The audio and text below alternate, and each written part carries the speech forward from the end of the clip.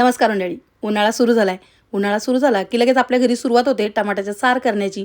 आणि माझ्या घरात तर आठवड्यातून 4 वेळा तर हवाच. आणि आपल्याला सुद्धा खूप छान वाटतं कारण की तो खूप सोपा असतो करायला आणि साहित्यसुद्धा खूप कमी लागतं.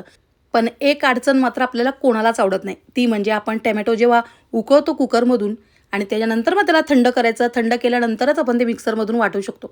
तर हेच नको वाटतं ना, म्हणून मी ना हे आगारोचं हँड मिक्सर मागवलेलं आहे.